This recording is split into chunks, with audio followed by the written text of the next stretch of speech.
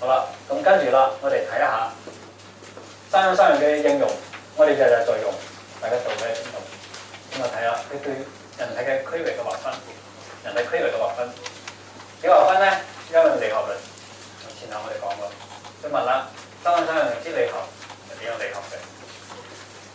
即就問講人體上，你天體有三樣嘅力學，咁人體有邊個力學？好啊，佢講出個標準嘅體位，呢個就咁擺住，咁擺。以前咧有啲人咁擺啊，實際咁擺，隻手指咁擺，腳趾大腳趾向前啦，大腳趾向前，就等於個大腳趾喺度，係咁擺。咁啊，因為聖人面南而立啊，南面而立，前腳講明，前面叫講明，後面叫太衝，太衝嘅地面就叫少陰。我哋嘅腳板底就係少陰。整個腳板底就係少陰，好清楚話，個少陰咪得個點啊，咪得一條線啦，得個整個腳板底就係少陰，好清晰。少陰嘅上邊，少陰之少陰，細腳趾就係最細嘅少陰。少陰嘅上邊，太陽，係咪啊？腳趾上面係咪太陽啊？係咩月亮喺度？啊，至陰。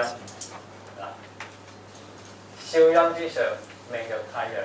太陽跟起至陰，至陰月啊，終身以上要講明之下叫太陰。太陰之前，太陰喺邊啊？突然間來一句話，你係唔明喎。缺陰之表叫少陽，咩講到陰？咁我哋就講。咁啊，三樣嘅劃分就係以而家講嘅經絡循行嘅路線標示嘅區域。我用詞眼咧就講區域，唔係講線路。而家以呢個線路標示嘅區域，而唔係一條一條嘅線。呢啲路線圖咧，而家呢啲路線圖咧，呢啲個路線咧，實際係穴位嘅連線圖，唔係經絡，明白？嗱，呢個一個示意圖，呢度咧係我研究經絡嘅，我認為係一個突破。無論點都好，我哋首先明白古人咧對個經絡嘅認識咧，對經絡嘅認識咧。古人對經絡嘅形式咧係可以解剖睇到嘅，係肉眼睇得見。咁依家嘅咁高精端嘅科學技術，竟然揾唔到經絡，你哋話係咪思維上有問題啊？古人唔通古人真係打開睇見嗰啲經絡，明明係丈夫8尺嘅，其死咧係可剖而視之，係血脈嘅長短、臟腑嘅大細都睇得到嘅。點解而家睇唔到咧？我哋就幻想啦。幻想經絡咧係一種通道，能量通道。經絡咧係已知結構嘅未知功能。經絡咧包括咗血管神經乜都咩通道，低電量嘅通道啊，兩道體，30幾種學説經絡喺裏邊研究，林林總總。有啲咧打同位素，就入嗰個生膠度。打同位素去之後咧，同位素咧就走上嚟。向上面延伸上嚟，滲上嚟，咁你就要做一個跟蹤佢。佢嘅走向咧跟某啲經絡跟同嗰個肝經同嗰個咩走向一樣嘅喎。認為咧，咁啊又證實經絡嘅存在，呢啲經絡嘅現象，實際上完全係錯誤，根本就冇。咁你打啲水落去咧，咁你打嗰樣物質跟某一種細胞親和啲，佢咪去得多啲咯？呢啲咪能夠講經絡。根本就唔係嗰回事，人係個區域，喺呢個區域下邊好多血管，深意在裏邊嘅叫經脈，淺意在表嘅聯絡作用嘅就叫絡脈，經脈跟絡脈咁。咁大家知道形行脈中，遺行脈內，血管裏邊嘅血咧係跑唔到經外嘅，落佢血脈之外嘅，跑到血脈之外叫咩啊？離經之血。就係病理嘅，唔係生理嘅。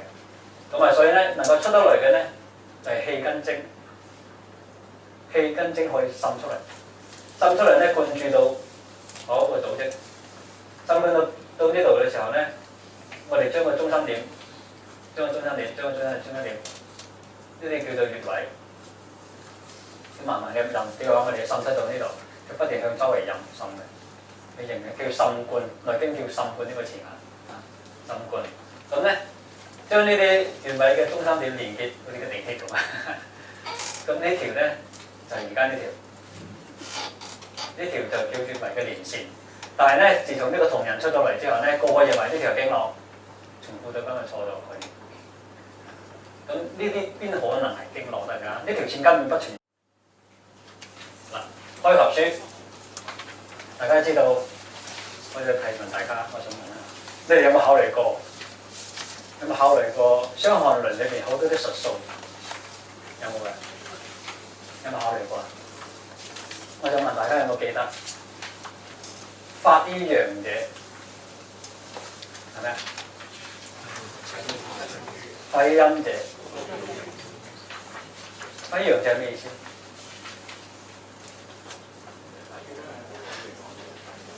發於陽者係咩意思？有冇？佢前面嗰度有嘅喎，佢咪亂講嘅喎，仲要唔會亂講嘅喎。前面嗰句係咩啊？發熱惡寒者，發於陽者係咪啊？唔係發熱係咪講啊？我記得大概。發熱惡寒者，發於陽；無熱惡寒者，發於陰。如果有熱有寒嘅，就7日魚係咪咁解嘅？如果係冇熱而有寒嘅，就6日魚係咪啊？咁個6、7係點嚟？第一、第二，女子7歲係咩啊？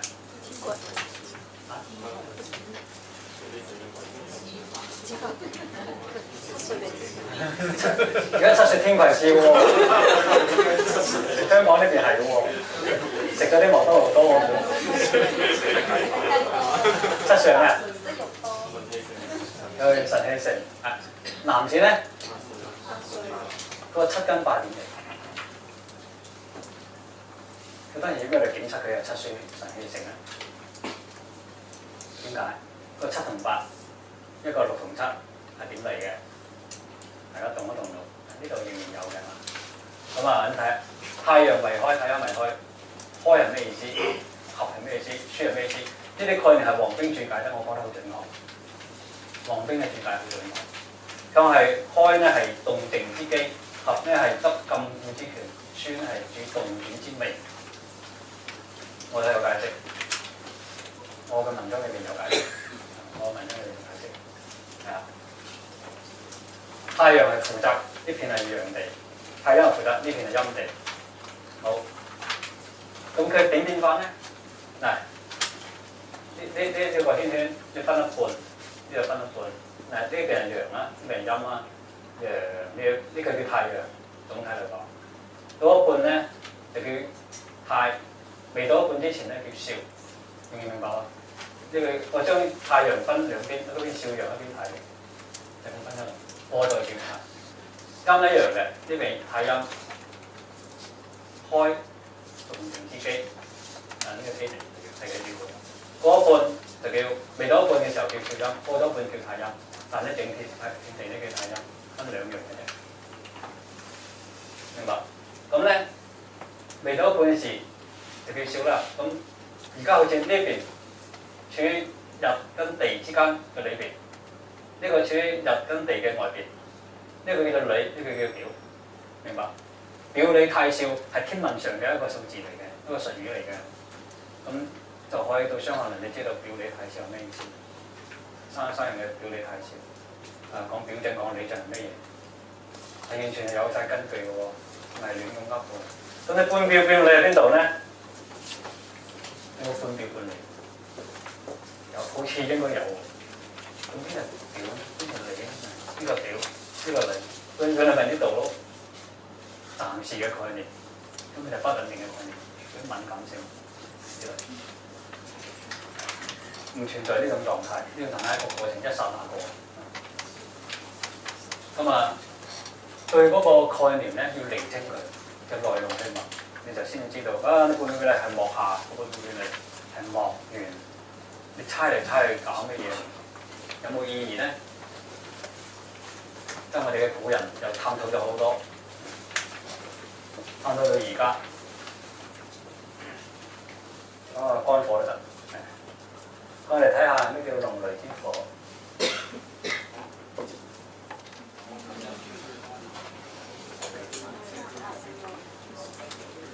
大家知道呢個呢個嘅參宿。參宿咧，大家知唔知東方蒼龍嘅七星係咩啊？國防、國康、體防、心美基，有冇印象啊？有印象。南方嘅七宿，北方嘅七宿咧，大家有冇聽講過夜八星宿？聽過呢個名詞？東方係咩啊？東方係蒼龍，南方咧？西方咧？北方啊？北方咧？又幾識嘅喎又，就係玄學嘅術語大家識，但係真正嘅學術嘅嘢就唔知啦。呢個龍咧喺呢度，從呢度過嚟，呢個龍頭喺度，龍角喺度，睇到嘛？呢個龍，呢個係個參宿，參宿又叫大火星，又叫大火星。參宿係龍嘅心臟，又叫大火星，係最紅嘅。當春天嘅時候，2月份嘅時候就出現，到春天來啦。咁啊到6月夏至嘅時候咧，喺南中天，半夜嘅時候南中天，南嘅天上嘅中間，呢個係南天明北，東西啊南中天。6月嘅時候喺度，而家冬至嘅時候喺度，6月就喺度。咁啊，所以咧佢到夏天嘅時候咧，呢個係最熱嘅時候咧，佢淨係喺度。所以咧，心主夏，心先講個心先，龍嘅心係夏，係火，係熱代表，係大火星，係心星，參宿，心嘅星座係大火，所以咧佢係屬於火嘅。建立咗呢個火嘅概念出嚟之後，個心先立咗軍之後咧，你其他金木水火土就出嚟啦。嗱，呢個龍，呢個龍整體嘅龍喺度，整個龍出嚟啦。呢個係5月，6月個龍頭好似沉落嚟啦，個龍頸喺度，龍頸喺度，抗，國抗，個抗喺度。7月個龍頭好似下落嚟，8月個龍頭落到地面啦，係咪啊？所以咧，2月龍抬頭有冇聽過？8月龍沉淵，龍係咩意思？龍，鱗蟲之長，能巨能細，能長能短啊？記唔記得？春分而登天，秋分而沉淵，聽過啊？嗰個係《說文解字》對龍嘅解釋係準確嘅。大家冇以為佢寫個神話。2龍出嚟，8月嘅時候龍沉落去，2嘅時候春天來到，我哋要燒山放火，放火燒山，去開荒種地。到8月時咧要喜慶豐收，收天到收穫，就係咁嚟，係啊。三伏天係集氣，集氣嘅來龍咧，為咩叫伏咧？就因為從夏至之後嘅大火星慢慢向西沉，到秋分時沉到地面以下，就叫納。由中天火中到納火，中間佢有流跟嗰個伏，所以咧我哋叫三伏天。分3個階段就叫三伏天。你如果唔分3個階段就叫伏，係咁解。中流伏納係就係咁嚟嘅。古天文嘅術語，中流伏納。6月火中，7月流火，8月伏火，8月火伏，9月納火。中流伏納，我寫俾大家，我大家要攞文件。